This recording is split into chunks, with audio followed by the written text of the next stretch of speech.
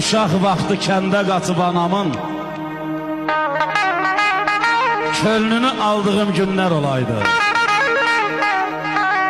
Bir il demirəm ay Xəlil, 5 il demirəm, 5-10 dəqiqəlik Kəlbəzərdə gəzdiyim günlər olaydı.